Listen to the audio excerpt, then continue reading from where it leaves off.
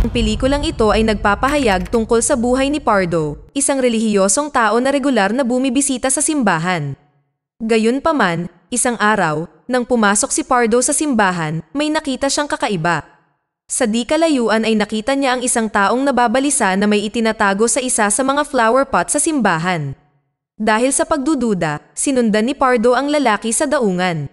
Doon, nakita niya ang lalaki na hinahabol ng 4 pang lalaki na naghahanap ng isang bag na naglalaman ng pera. Pagkatapos ay pinalibutan siya at tinanong, at ilang beses na inilubog ang kawawang lalaki sa tubig sa dalampasigan. Bagamat labis siyang pinahirapan, iginigiit pa rin ng lalaki na wala siyang alam sa bag. Nabigong makuha ang impormasyon, iniwan siya ng 4 na lalaki. Lumapit si Pardo sa lalaki na si Agustin pala. Nagkusa rin si Pardo na tulungan siya. Hiniling ni Agustin kay Pardo na ihatid siya sa kanyang kaibigan, sa bahay ni Antonia. Pagdating sa kanilang destinasyon, binuksan ni Antonia ang pinto at pinapasok sila. Nang makita ang kaawa-awang kalagayan ni Agustin, sinabihan ni Antonia ang kanyang anak na pumunta sa bahay ng kanyang tiyahin. Sa katunayan, ang kanyang anak ay may sakit at kailangan ng operasyon upang gumaling. Gayunpaman, napilitan siyang paalisin ang kanyang anak upang protektahan ito. Ayaw niyang may isang taong naghahanap kay Agustin na pumunta sa kanyang bahay balang araw at saktan ang kanyang anak. Samantala, na-curious si Pardo at nagtanong tungkol sa kahilingan ni Agustin habang nagdadasal sa simbahan.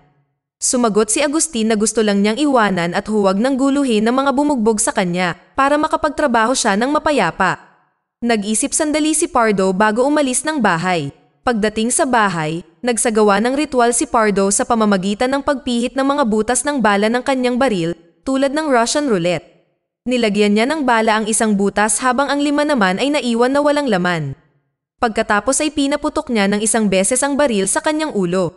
Kung bibigyan pa siya ng pagkakataong mabuhay, nangangahulugan ito na binibigyan pa rin siya ng pagkakataong makapagpenitensya sa pamamagitan ng pagpuksa sa kasamaan sa paligid.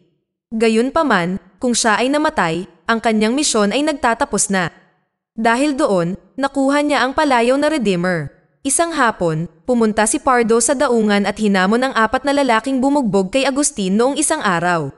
May takot din na pinagmamasdan ni Agustin si Pardo mula sa malayo, habang ang laban ay tiyak na mangyayari.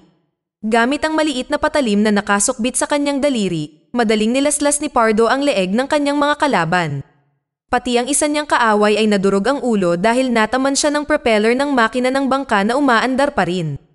Matapos pabagsakin ang kanyang mga kalaban, kinuha ni Pardo ang kanilang mga gamit at ibinigay sa simbahan.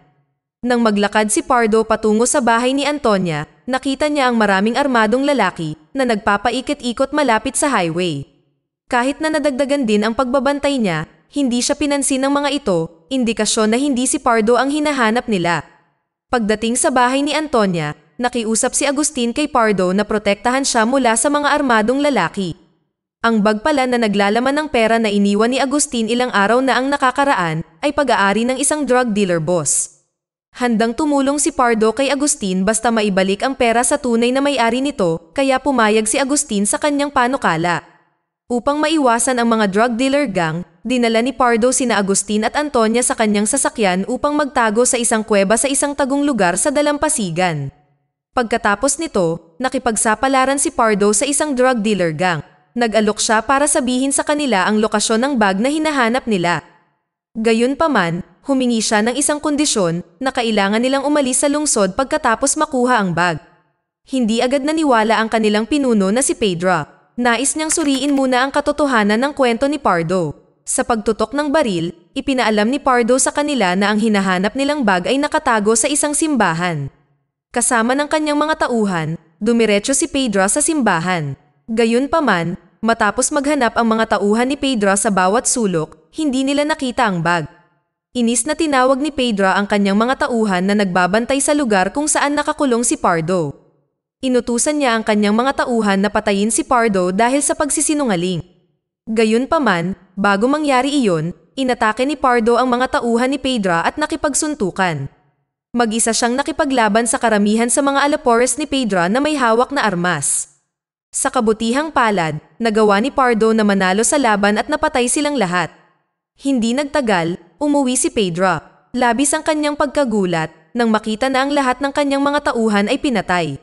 Agad siyang pumunta sa kanyang amo, si Steve Braddock, upang iulat ang insidente. Si Steve pala ang may-ari ng bag na iyon.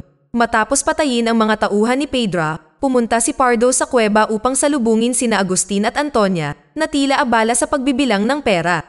Bagamat sa una ay nabigla sa nakitang nasa harapan niya, hindi nagtagal ay napagtanto ni Pardo na ang bag na hinahanap ni Pedra ay kinuha ni Agustin upang maipagamot ni Antonia ang kanyang anak. Sinubukan tuloy ni Pardo na agawin ang bag. Gayunpaman, sinubukan siyang pigilan ni Antonia, nakikiusap kay Pardo na ibigay sa kanya ang pera, ngunit hindi ito pinansin ni Pardo dahil balak niyang ibalik ang pera kay Pedra.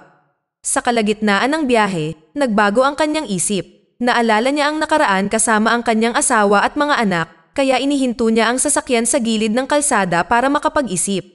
Sa huli, bumalik siya sa kuweba at ibinalik ang pera kina Antonia at Agustin. Habang nasa kuweba pa rin, muli niyang isinagawa ang kanyang kakaibang ritual sa pamamagitan ng paglalaro ng Russian roulette. Mabuti na lang at hindi pumutok ang baril kaya nakaligtas siya. Makalipas ang ilang sandali, nagsimulang pangasiwaan ni Pardo ang mga iligal na aktibidad ng mga drug dealer gang.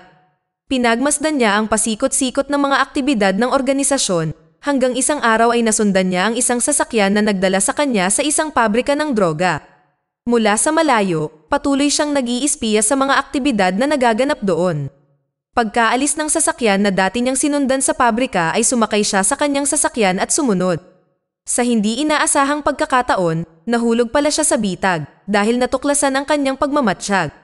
Habang tumitawid sa kalsada na patungo sa isang bodega, pinaputukan ang sasakyan ni Pardo.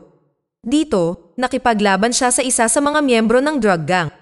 Medyo magaling ang kanyang kalaban kaya nahirapan si Pardo na labanan siya. Gayunpaman, sa wakas ay nagawa niyang pabagsakin ang kanyang kalaban na namatay matapos tamaan ng nakakamatay na sipa ni Pardo. Nang gabing iyon, bumalik siya sa kuweba upang magpahinga. Doon, dumating si Antonia at niyaya siyang makipag-usap. Nang hawakan ni Antonia ang kanyang likod ay agad niyang naalala ang mga nakaraang alaala kasama ang kanyang asawa. Noong nakaraan, kanidnap si Pardo kasama ang kanyang buntis na asawa. Noong panahong iyon, ang asawa ni Pardo ay sumisigaw sa sakit habang pinapahirapan ng isang lalaking nagngangalang Alacren na may palayaw na Scorpio. Dinukot ng lalaki ang laman ng tiyan ng buntis na asawa sa harap niya. Binigyan ni Alacren si Pardo ng pagpipilian, wakasan ang buhay ng kanyang asawa o pagmasdan itong nahihirapan hanggang mamatay. Walang magawa si Pardo dahil sa sandaling iyon, siya rin ay nasa kalagayan ng pagkaalipin. Sa pagbabanta ng baril, binigyan siya ng baril na nakatutok sa katawan ng kanyang asawa, ngunit dahil ayaw na niyang makitang pinahihirapan pa ang kanyang asawa, kaya napilitan siyang barilin ito. Balik tayo sa kasalukuyan, makikita si Pardo na nagmamaneho ng kanyang sasakyan para bumalik sa himpilan ng drug dealer. Habang nagtatago sa kuweba, sinubukan ni Agustin na kunin ang kanyang bangka na nakatambay sa gilid ng daungan sa pamamagitan ng pagsisid sa dalampasigan. Balak niyang gamitin ang bangka para makatakas sa lungsod. Sa kasamaang palad, nang makasakay siya sa kanyang bangka, nahuli siya ng mga tauhan ni Alacren. Bumalik siya para sumisid para bumalik sa kuweba, ngunit sa kasamaang palad, naghihintay pala sa kanya si Alacren malapit sa kuweba. Naglakad si Pardo na may dalang baril para salakayin ang pagawaan ng droga. Binaril niya ang mga bantay na nakatayo sa tarangkahan at buong tapang na pumasok sa pabrika at matindi ang naging labanan. Pagdating sa isang silid, nakita niya ang isa sa mga gwardya at nakipaglaban gamit ang kanyang mga kamay. Matagumpay na napatalsik ang kanyang kalaban matapos makatanggap ng paulit-ulit na suntok. Pagkatapos, umakyat si Pardo kung nasaan ang opisina ng pinuno ng mafia. Mukhang magulo ang silid, at sa sahig ay nagkalat ang mga bala. Lumapit siya sa isang upuan kung saan nakaupo ang pinuno ng mafia. Naghinala siya dahil naninigas ang pinuno at hindi gumagalaw. Gayunpaman, bago niya makita ang mob boss, bigla siyang hinampas ni Alacren mula sa likuran. Si Pardo ay nawala ng malay at saka dinala. Habang siya ay walang malay, naalala ni Pardo ang kanyang nakaraan kung saan nakita niya ang anino ni Alacren na pinakamatinding kaaway niya noon. Noon, may iligal na trabaho si Pardo. Isa siyang assassin. Noong panahong iyon, siya ay inupahan upang patayin si Alacren sa kanyang tahanan. Gayunpaman, dahil mahirap talunin si Alacren, nagkamali si Pardo. Habang naglalaban, biglang lumabas sa kanyang silid ang anak ni Alacren na tumatakbo, kasabay ng pagpapaputok ni Pardo ng kanyang baril, kaya tinamaan ng bala niya ang anak ni Alacren. Nang makitang namatay sa harap ng kanyang mga mata ang kanyang kaisa-isang anak na mahal niya, nagalit si Alacren. Nagtaglay siya ng sama ng loob kay Pardo. Nang magising si Pardo, napadpad siya sa harap ng simbahan sa tabi ng dalampasigan. Nagising siya nang magpaputok ng baril si Alacren. Nakita niya sina Agustin at Antonia, nakaupo sa takot hindi kalayuan sa kanyang hinihigaan. Binato ni Alacren ng baril si Agustin at sinabihan itong barilin ang sarili sa ulo. Napasigaw si Antonia sa sobrang takot, kaya binaril ni Alacren ang isa niyang paa. Nang malingat saglit si Alacren, sinubukan ni Agustin na itutok ang baril na inilabas niya para barilin si Alacren. Gayunpaman, agad itong napansin ni Alacren at sa bilis ng kidlat ay binaril niya si Agustin sa ulo. Pagkatapos, hiniling ni Alacren kay Antonia na kunin ang baril na hawak ni Agustin. Pinagbantaan niya si Antonia at sinabing barilin ang sarili sa ulo. Sa takot at nanginginig na mga kamay, sinunod ni Antonia ang utos ni Alacren. Itinutok niya ang baril sa sariling ulo. Samantala, nang makita ni Pardo ang kaguluhang nakikita sa kanyang harapan ay naisip ni Pardo ang kanyang asawa. Sa kaunting tapang na natitira, biglang itinutok ni Antonia ang baril na hawak niya kay Alacren at kasabay nito ay sinipa ni Pardo ang baril na hawak ni Alacren hanggang sa tumilapon ito sa malayo. Pagkatapos ay naglaban sina Pardo at Alacren gamit ang kanilang mga kamay sa harap ng simbahan. Balanse ang kanilang laban dahil parehong may mahusay na kasanayan sa pakikipaglaban ang dalawa. Mga sipa at suntok sa magkabilang gilid at pagkaraan ng ilang oras, sa wakas, nagawang ibagsak ni Pardo si Alacren. Buhay pa rin si Alacren kahit walang magawa. Gayunpaman, nagpa siya si Pardo na huwag siyang patayin. Sa pagtatapos ng pelikula, pinayuhan ni Pardo si Alacren na magsisi at sundin ang kanyang halimbawa sa paglaban sa krimen.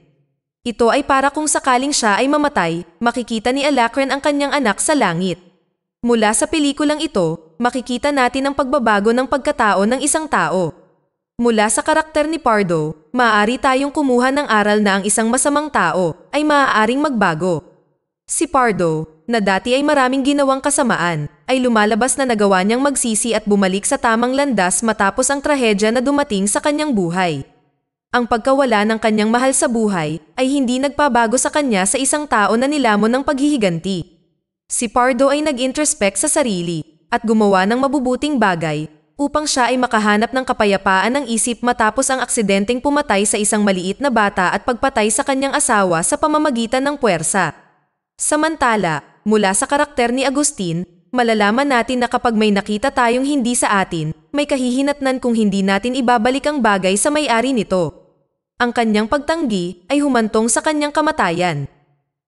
Dito na nagtatapos ang kwento. Sana ay nagustuhan nyo. Mag-subscribe na kung hindi ka pa nakasubscribe. Pindutin na rin ang notification bell at like button upang matulungan ang channel and leave a comment down below. And as always, thank you for watching.